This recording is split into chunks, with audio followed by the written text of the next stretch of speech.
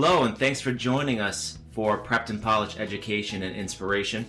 I'm your host, Alexis Avila, educator, online entrepreneur, and founder of tutoring and test prep firm Prepped and Polished, broadcasting today from South Natick, Massachusetts. Prepped and Polished Education and Inspiration is your destination for groundbreaking insight from today's most influential educators, leaders, and minds on the planet. Our show is brought to you by the Mommy to 5K program. My friend Jill of L3 Fitness has a terrific program. It's a 12-week course for moms looking to get back into shape. If you want to learn about that, it's l3fitness.com/m25k. Get to know the Prepped and Polished community. You can find us on Facebook at Prepped and Polished, as well as Twitter at Prepped Polished. And thank you to everyone for tuning in. Joining our show today is Lon Woodbury. Lon's the founder of StrugglingTeens.com, a leading online resource for parents of children making poor decisions and professionals trying to help those families. Lon earned his bachelor's and master's degrees from University of Idaho, and his educational consulting practice is based out of Bonners Ferry, Idaho. Lon has spent over 30 years working with teens with behavioral and emotional problems and their families. And we're grateful to have Lon on our show. He's going to share with us the amazing work he does with struggling teens and getting them on the right path. And to our listeners, you can submit a question at any time. Radio at Prepped and Polished. We always appreciate hearing from you. Lon, thank you so much for joining us. How are you today? Well, doing fine.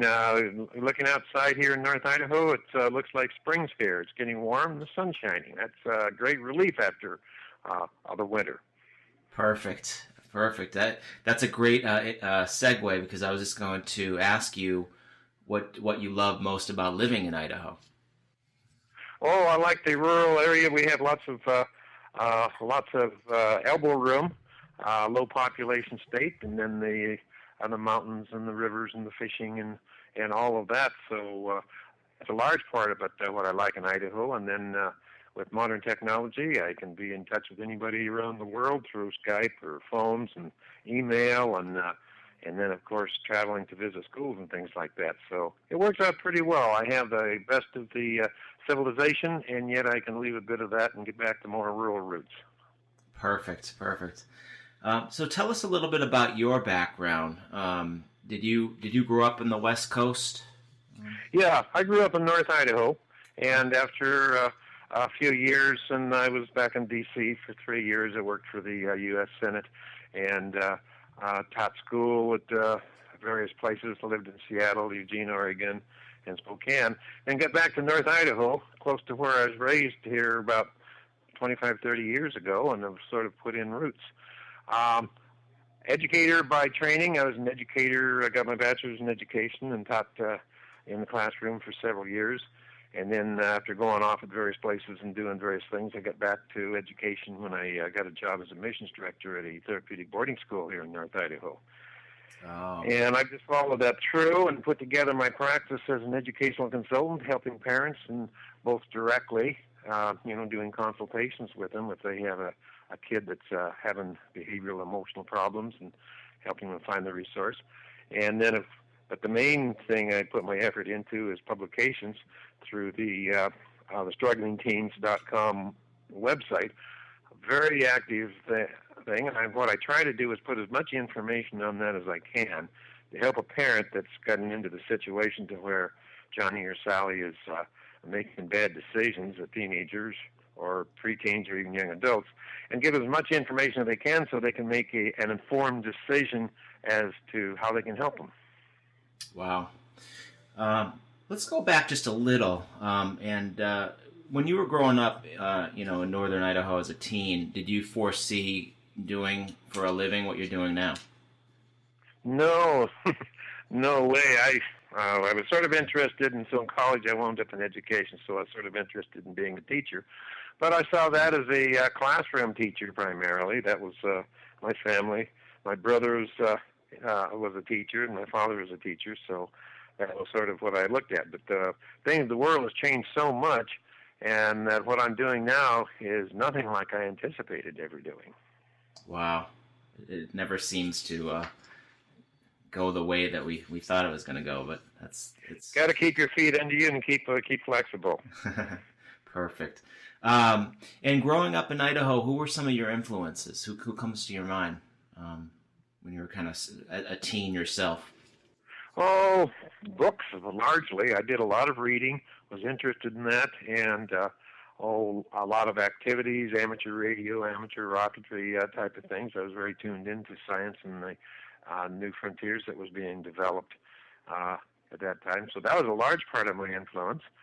Of course, some influences is not only what I read and people I read about, but teachers. Teachers are very helpful. Some of those teachers are very, very good, and of course, like typically kids, some of the teachers were next to worthless. I could tell a bunch of stories on that. But yeah, I was just very curious and very interested in what was going on in the world, and so I wound up in doing my work in education, and then a lot on history and political science and things like that, trying to understand humanity and humans and strengths, weaknesses, and all of that. Wow. And that brings us a little bit closer to the present. I'm thinking, man, teens with behavioral and emotional issues, some of the most challenging work to do. What drew you to work with this population of kids? Well, I was rather interested, and it was sort of, again, it just sort of happened. I got a opportunity. I decided I wanted to get back into education when I was doing other things, and I got a job at a therapeutic boarding school, and found it was very, very fascinating. And I got very interested in the whole question of why do kids fail, or why do they have problems, behavioral problems, emotional problems, and failure. And I got really interested in that question and how they can be helped. Typically, one of the things is people think, well, if a kid's behavior, flunking school, getting involved in drugs, et cetera, well, there's got to be some diagnosis or something, some problem with them, and they need treatment. And not necessarily. A lot of times, a kid is going off the deep end. It's attitude. Sometimes they feel too entitled. It's fear of the unknown, and lack of confidence or self-respect in themselves. There's a lot of things in there in addition to a type of pathology. So just because a kid is making bad decisions and their own worst enemy doesn't necessarily mean there's a pathology that needs to be treated. There needs to be intervention, but somebody needs to understand why are they doing that and help get to the roots of it so they feel better about themselves and can make better decisions. Right. Tell us about strugglingteens.com. I've been on the site, and there's just a plethora of information on there. How does one use this site to help his or her struggling teen? Well, we try to put as much information on there as we can, and the key thing to that is use the search box, because we've been at it for quite a while. I first got on the internet. I started my business as an educational consultant when I started a newsletter in November of 1989. And then in 1995, did a web page and started developing a web page. So everything that we've published since November 1989 is on the website. Wow. And we've evolved from a print edition of the newsletter to the website. We did the online digital, and pretty soon that became more popular and more active. We don't even print hardly our newsletter anymore. But the whole thing is to put on there. We've had articles on tax advantages, or things that you can do, tax savings that you can do, or in order to afford the tuition, or third-party payments, or articles about visit reports about specific residential schools and programs, what it feels like, what it looks like, what they do. That's visit reports. We essays on things, on various things, like one that comes to mind is eating disorders, and how a good wilderness therapy program might be able to help with that, and various ideas of that sort. So we try to get as much of that kind of information so somebody can go through it if they're interested in equine therapy. Well, there's several articles that people have written about that. If they're interested in schools in Vermont, for example, through the search box you can get that. And but that's really the key. And then we also have a lot of advertisers on the page, and those are all collected in various categories on the left side of the front page. Educational consultants or therapeutic boarding schools or residential treatment centers. There's all kinds of different categories, so people can look for some examples of a number of places that fit what they might be looking for. Perhaps they want a single sex for their school for their son, so there's that category, all girl or all boy places. Perfect. Wow. So I guess just for example, if I had a student who has struggles with anorexia and needs maybe like some a program or like a therapist, is that something that they could find on your site, or just the program? Mostly it'd be a program, Okay. and there's a gazillion of resources of all types out there for them. So we don't, looking for a therapist, we don't get into that too much. What we focus on our page is the residential programs. Okay. And it depends on, like, say, anorexia. If it's a bona fide anorexia, probably need some place that has clinicians and that are very experienced in working with eating disorders and of various types, and work with that. And there's some places, the very good places that can work with very extreme things. If a person has somebody that has just the beginning part of it, not necessarily needing a residential program, because a residential program is pretty extreme. Sending a kid away off to school is rather extreme. But sometimes it's necessary. Sometimes they just have to get out of town and get away from the bad influence friends or environment or whatever's causing them to tip over. But they might call an educational consultant, might be able to help find a local resource. If, say, you have somebody and you're living in, say, Boston, well, an independent educational consultant could not only be tuned in and help decide if do you need residential or with a local therapist that's a specialist, they could help you find that person. And basically, it's helping the parent. The educational consultant helps the parent determine what do they need. Because oftentimes parents, they don't know how serious is it. And sometimes things that are fairly normal, teen rebellious behavior, gets them all concerned, and they overreact. Or sometimes they think a kid's in a real serious trouble, and they think, well, it's just a phase they'll go through, and that can be equally dangerous. So they can get a lot of information. We put together, it had at one point, a parent support group, because one of the most lonely positions in the world to be in is to be a parent with a teen that's making bad decisions, drug abuse, skipping school, and they tend to think like, oh, we're the only one that's got it like this, because all their other friends are talking about their kid that's they're getting awards and they're going off to this and they're got a place on the basketball team or a cheerleader or doing all kinds of these things. So the parents hear other parents bragging about their kids, and then they're worrying about, is my kid gonna are we going to get a call from the police? Right. Because of what they're doing. And so I had a discussion board for a few years on the internet, and it became a pretty successful, the parents that founded that support group.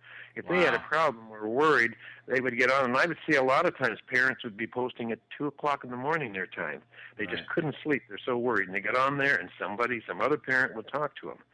And I'm working with a couple other people to put something like that together again. But in the meantime, there's a lot of parent support groups that are familiar with these various residential programs, if that's necessary, and all kinds of efforts to do that. But parents do need to reach out and find somebody else that knows exactly what they're going through or can share their problems. Right.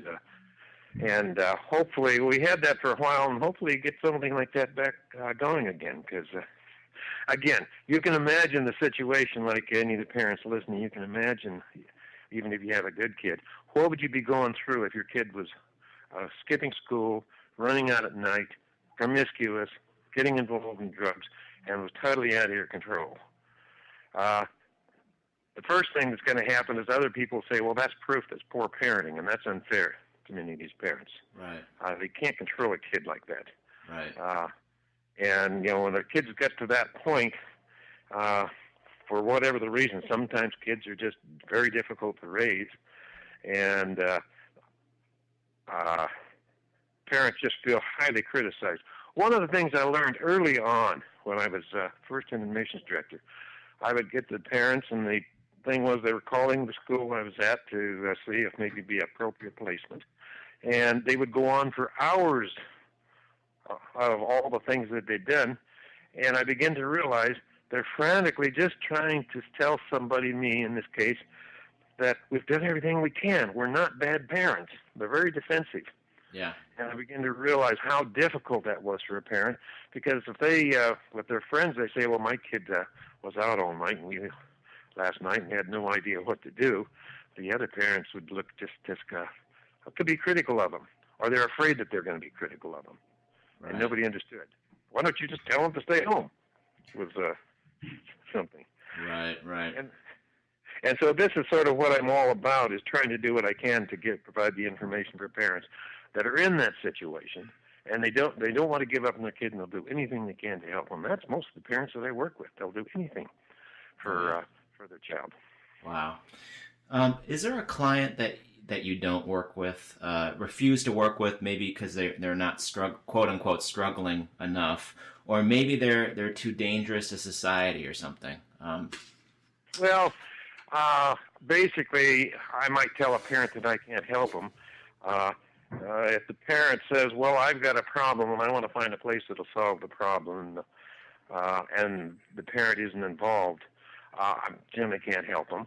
Sometimes the child is too dangerous, and really it's a legal question. It becomes a legal question, and I might not be able to help them. Okay, but sure. I don't refuse to work with anybody unless I feel like they're scamming me. And there's some people, we get calls every now and then from somebody that they're just trying to get me to say something that they can nail me on. And, critics. Unfortunately, some of that exists. I had one friend, an educational consultant one time, that was somebody called up, and we've got a son, and he's got a problem, and he's gay, and we're looking for a place to find him that straighten him up, and on and on and on. And the consultant didn't catch up on that, and made some things that sounded like promises. And it was they were working. This was a reporter for a gay newspaper trying to get the goods on people that refer kids in for reprogramming.